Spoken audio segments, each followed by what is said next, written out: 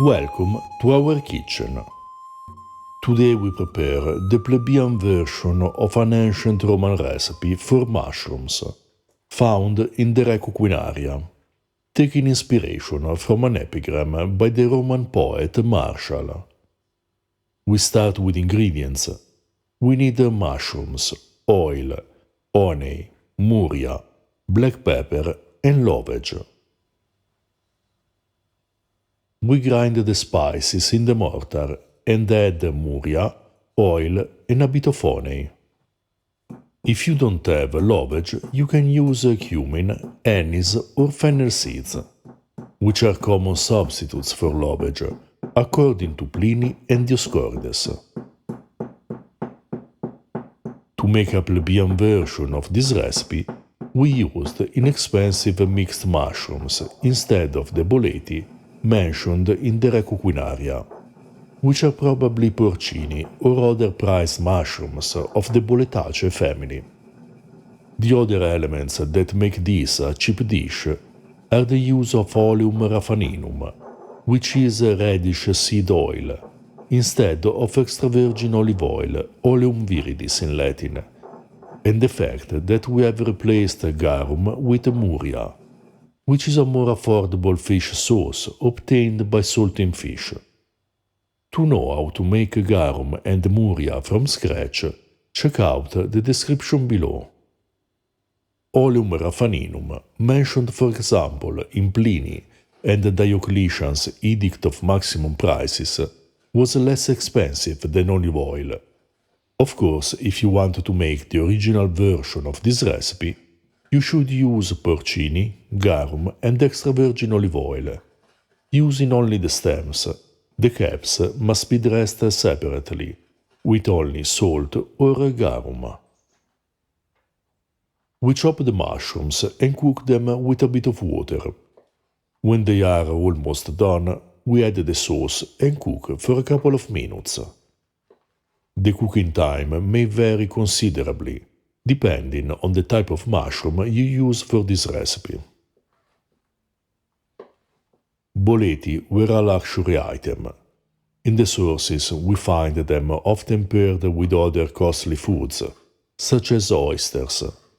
In an epigram, Martial, complaining about a meager dinner at Ponticus' house, writes that his host eats costly foods, while he is served cheap ones.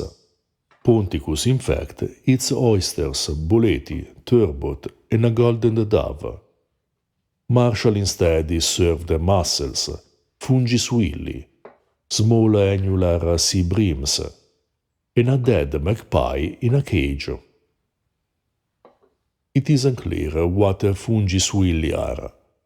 We find a few mentions in Pliny's Naturalis Historia, where we learn that they, like boleti, grow near the roots of oak trees, and that the use of both mushrooms is a new way to stimulate the palate, which probably means that the consumption of mushrooms is a new culinary trend in Rome. Pliny adds that dried suilli are imported from Bithynia. To learn more about ancient food, read our book Ancient Roman Cooking, where you find information on ancient agriculture, preserves, ingredients, banquets, and several recipes with the original text and our translation.